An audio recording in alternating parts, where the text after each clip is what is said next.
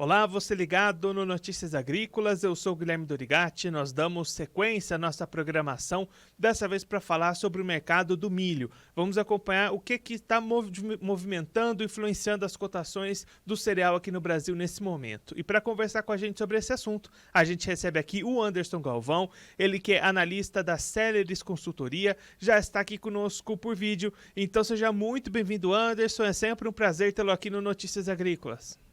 Bom dia, Guilherme. Bom dia a todos aí que nos assistem no Notícias Agrícolas. Anderson, a gente começou o mês de agosto com uma movimentação de recuo nos preços do milho aqui no Brasil. Explica para a gente o que tem motivado essas movimentações e principalmente se elas devem continuar daqui para frente. Bom, acho que o primeiro ponto, Guilherme, desse recuo momentâneo de cotações do milho é o fato que começou a colher milho.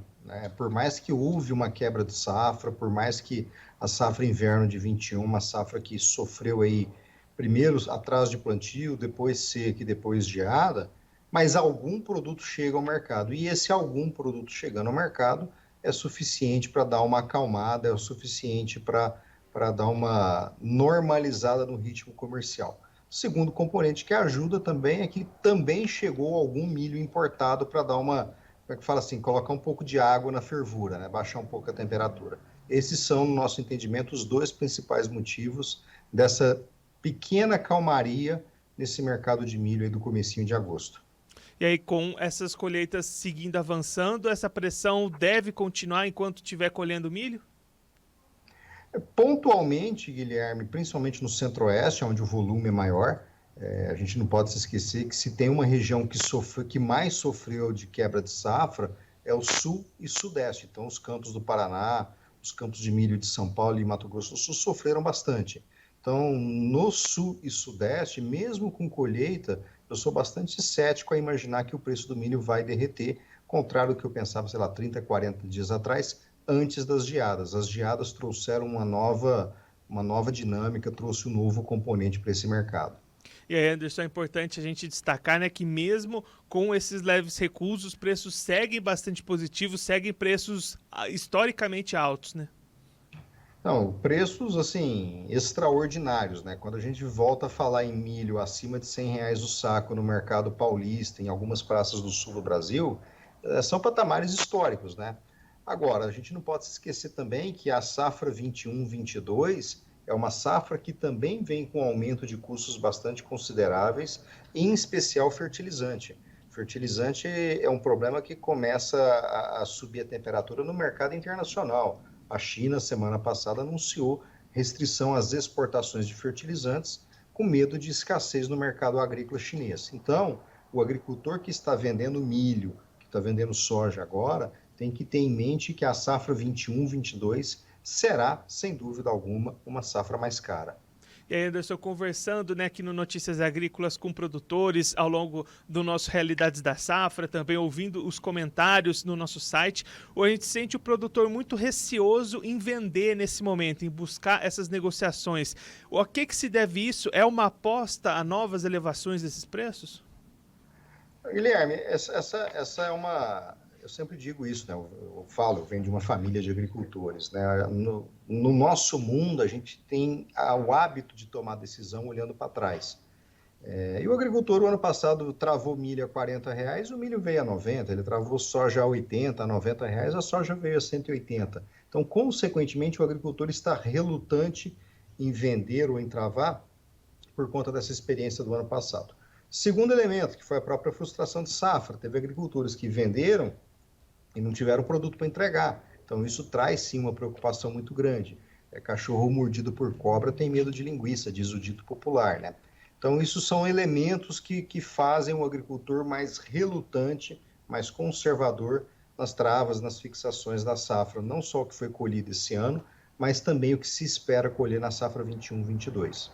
E aí, Anderson, a gente, né, falando das importações que você comentou, a gente teve essa semana o vice-presidente da FAESC lá de Santa Catarina, o Enori Barbieri, conversando aqui com a Letícia Guimarães, que é a nossa repórter de granjeiros, de suínos, de frangos, e ele destacava a importância de continuar importando milho, pelo menos até julho de 2022. É esse cenário mesmo? A gente deve seguir com essa oferta restrita até o meio do ano que vem? Calçando o sapato de um consumidor, de um produtor de proteína animal, eu estaria com velas acesas para que a safra americana seja bem sucedida. Por quê? No Brasil, a gente passa o ano praticamente com estoque zerado. Na Argentina, idem. Então, se o produtor de proteína animal tem aonde recorrer, é a safra americana de milho que começa a entrar no mercado aí no final de setembro, começo de outubro. Então, a importação ela não é uma opção, ela é uma necessidade até a chegada da safra inverno lá em 22. Porque a safra verão, que é colhida entre janeiro e março no Centro-Sul, ela é a água em chapa quente, ela não atende, ela não resolve o problema de escassez de milho no mercado brasileiro nesse período 21-22. E aí, diante desse cenário, a gente pode ter uma elevação no cultivo do milho nessa próxima safra verão? Ou vai ficar realmente, mais uma vez, esse volume grande destinado só lá na safrinha? Guilherme, o plantio de verão, ele sim vai crescer esse ano. As estimativas nossas aqui, a gente indica alguma coisa talvez entre 500 e 600 mil hectares de aumento de área plantada no verão, mas esses 500, 600 mil hectares não resolvem o problema. Vamos pensar que a produtividade média no Centro-Sul seja de 10 toneladas por hectare. 600 mil hectares a mais são 6 milhões de toneladas, não resolve. Isso é o que quebrou a safra verão agora no 21. Então, o que realmente atende o mercado de milho no Brasil hoje é a safra inverno. E a safra inverno, por sua vez, também terá crescimento de área, mas é um crescimento de área que vai acontecer lá em janeiro, fevereiro, março do ano que vem, com exposição de risco de clima, com incertezas e tudo mais. Ou seja, vamos seguir com um mercado bastante ajustado, um mercado bastante apertado na disponibilidade interna de milho no Brasil. E até não só no Brasil, né, Anderson? Quando a gente pensa de maneira global, essa situação de abastecimento do milho também chama bastante atenção, né? Exatamente. O que a gente pode esperar para os próximos dias da safra americana, né? Você comentou aí dessa importância de olhar para essa produção dos Estados Unidos. A gente vai ter um relatório importante nos próximos dias. O que você está enxergando, observando do tamanho dessa safra norte-americana? Acho que assim, eu sempre digo, nós não temos bola de cristal, né? A gente vai analisando fatos, vai analisando estatísticas e vai chegando às nossas conclusões.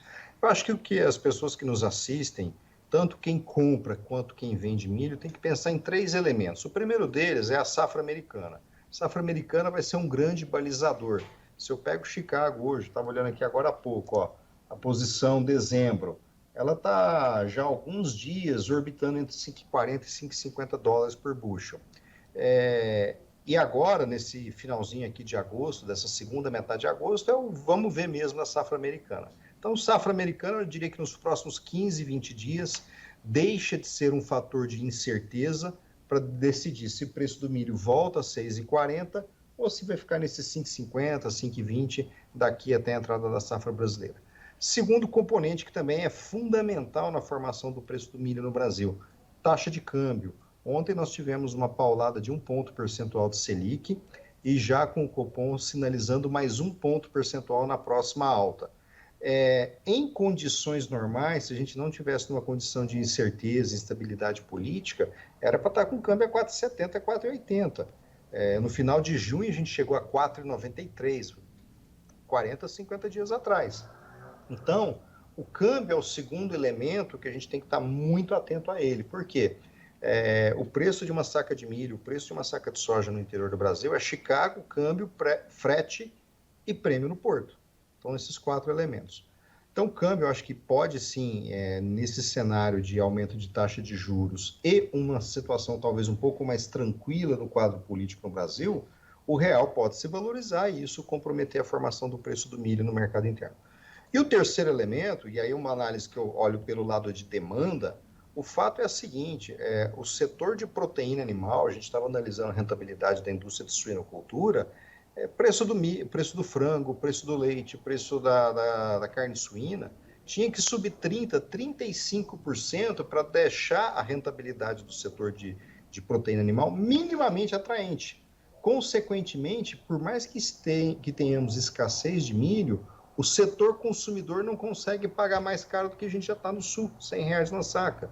Consequentemente, isso me parece ser o teto de preços para a cotação do milho no mercado interno, a não ser que suba muito o preço da carne no supermercado, e aí é inflação, aí é descontentamento popular, todos os problemas que isso acarreta, né?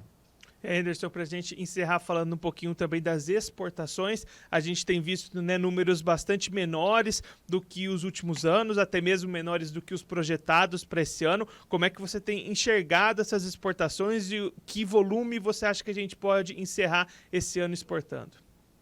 Guilherme, exportação, digo, comércio internacional, seja exportação, seja importação, ele tem essa função de regular a oferta. Então, quando a gente tinha excedentes grandes, a gente chegou a exportar 40 milhões de toneladas de milho. No começo desse ano comercial 21, a gente também falava em exportação de 40 milhões de toneladas de milho. Vai quebrando a safra, você vai tirando da conta da exportação. Hoje, a gente acredita no número de exportações, considerando os contratos de washout que estão acontecendo, de talvez no máximo uns 18 milhões de toneladas. Em contrapartida, as importações que eram bem pontuais ou foram bem pontuais nos últimos anos, esse ano talvez a gente chegue a 3,5 milhões de toneladas importado. Ainda bem que tem comércio internacional para mandar excedente embora ou cobrir a falta quando acontece uma frustração como essa que a gente está vivendo em 2021. Então, Anderson, só para a gente encerrar a nossa entrevista, deixando um recado para o produtor, esse produtor brasileiro que tem, de repente, esse milho disponível ou que está realizando essa colheita nesse momento, vai tomar decisão, o que ele precisa ficar atento nesse momento, o que vai influenciar essa tomada de decisão nos próximos dias para ele ficar bastante atento? Eu acho que a grande atenção, Guilherme, para o agricultor que tem milho em estoque, até mesmo soja, é pensar o seguinte, é pensar em fluxo. Como eu falei há pouco, a safra 21-22 é uma safra que vai vir mais cara. No adubo, na semente, no defeso, todo mundo, o mar sobe para todo mundo. Então, se eu tenho estoque de produto ainda, talvez eu levaria em consideração vender parte ou todo esse estoque para tentar comprar insumos para a safra 21-22 numa condição comercial à vista, ou antecipada, buscando um custo de produção 21-22 mais baixo do que aquele que vai comprar aí um prazo safra. Isso vai pagar mais caro, sem dúvida alguma. Anderson, muito obrigado pela sua participação, por ajudar a gente a compreender melhor todo esse cenário de mercado. Se você quiser deixar mais algum recado, alguma mensagem final, pode ficar à vontade. Acho que a mensagem final, Guilherme, e assim, a agricultura no Brasil tem vivido isso já há alguns anos. Esse ciclo que a gente está vivendo hoje, esse ciclo de alta, a leitura nossa, ele veio para ficar por pelo menos 2 anos, 3 talvez. Então, nas condições atuais, por isso que a gente bate muito na tecla do planejamento e na tecla de manter custos de produção baixos. A gente vai continuar com um mercado favorável para a soja, para milho, para outras commodities agrícolas, talvez pelo menos até 23. Então, acho que esse é o momento que o agricultor tem que se planejar e aproveitar dessas oportunidades. Anderson, mais uma vez, muito obrigado. A gente deixa aqui o convite para você voltar mais vezes, sempre contribuir conosco e com todos os produtores do Brasil. Muito obrigado. Obrigado, um bom dia a todos. O Anderson Galvão, ele que é analista de mercado lá da Celeris Consultoria, conversou com a gente para mostrar um pouquinho como é que está o atual cenário para o mercado do milho aqui no Brasil, o que tem movimentado esse cenário e também, principalmente, o que a gente pode esperar daqui para frente. O Anderson destacando o início das colheitas aqui no país como fator que pressionou um pouquinho as cotações do cereal brasileiro nesses últimos dias, desse começo do mês de agosto, mas aí ele acreditando que mesmo com esse avanço de colheita, os índices de quebra de safra que a gente vem acompanhando, devem manter esse preço em patamares muito positivos, patamares historicamente altos, e aí o produtor precisa ficar atento às próximas movimentações de mercado.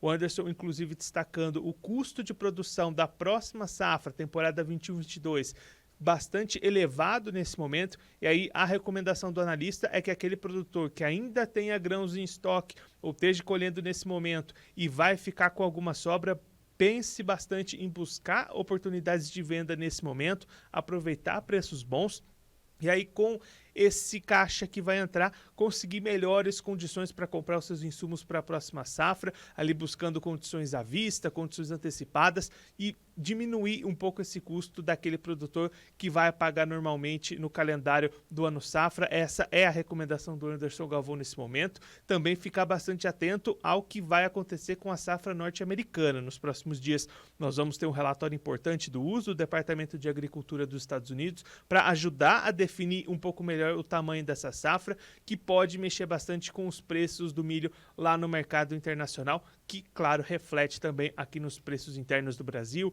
regula a exportação, importação, tudo isso mexendo no mercado. O produtor, nesse momento, precisa ficar bastante atento, porque tem muitos componentes movimentando esse mercado, influenciando nos preços e no que a gente pode ver daqui para frente no mercado do milho.